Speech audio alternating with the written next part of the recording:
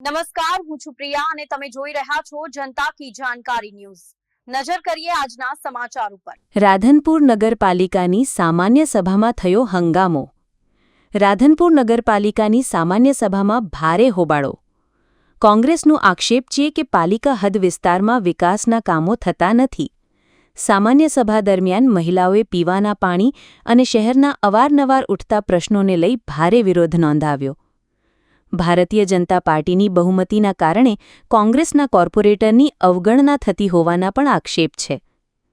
Ward number 1ના રહીશો રજૂઆત કરવા પહોંચતા પાલિકા પ્રમુખ પોતાની ખુરશી છોડીને સભાખંડમાંથી બહાર નીકળી ગયા। ત્યારે સવાલ એ ઊભો થાય છે કે લોકોના પ્રશ્નો સાંભળશે કોણ?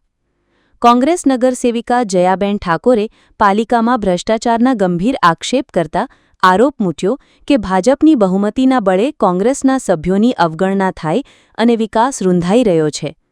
પરિસ્થિતિ ઉપર કાબૂ મેળવવા પાલિકાએ પોલીસ બોલાવીને મામલો થાળે પાડવામાં આવ્યો। રિપોર્ટર અનિલ રામાનુજ, રાધનપુર।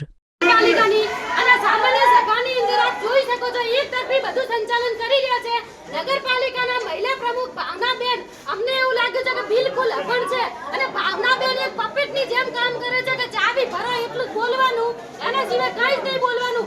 અત્યારે સામાન્ય સભાની અંદર આપ જોઈ શકો છો કે એનું સંચાલન અધ્યક્ષ પદે મહિલા પ્રમુખ કરતા હોય છે, જે નગરપાલિકાના પ્રમુખ હોય એનું સંચાલન પણ અત્યારે દેવજીભાઈ પોતે કરી રહ્યા છે। તો શું સમજવાનું?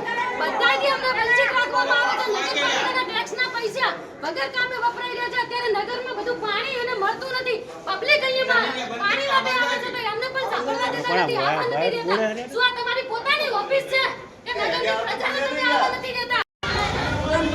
આપ નગરપાલિકા આવ્યા છો, શું પ્રશ્ન લઈને આવ્યા છો અને પાલિકામાંથી તમને શું જવાબ મળ્યો છે? અત્યારે નગરપાલિકાની કારોબારી સભા હતી અને કારોબારી સભાની અંદર અમે બધા આવ્યા હતા। હવે કારોબારી સભાની અંદર સર્વપ્રથમ તો એ કે રાધનપુરની અંદર વોર્ડ નંબર 1 થી 7ના તમામ મુદ્દાઓ અમે લઈને આવ્યા હતા। તો અગાઉ જે ઠરાવ કરવામાં આવ્યા હતા એ ઠરાવો એમને બહુમતીના જોરે એમના પોતાના ખિસ્સા ભરાય એવી રીતના એ લોકોએ ઠરાવ કરી દીધા।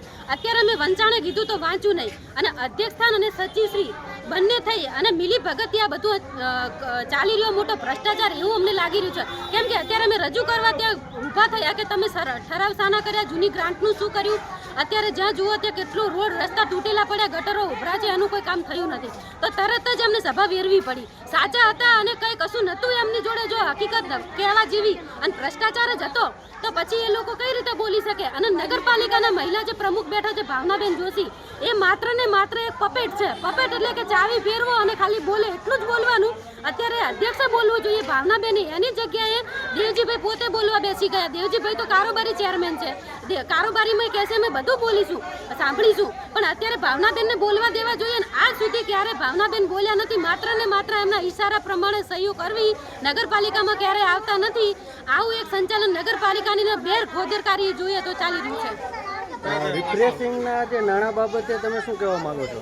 રિફ્રેશિંગનું જે નાણું છે એનો અત્યારે અમે સવાલ કર્યો કે એ નાણાં ક્યાં ગયા, કોને આપ્યા અને કેટલા હતા, તો પણ એ લોકો આપવા તૈયાર નથી, ભાગી ગયા।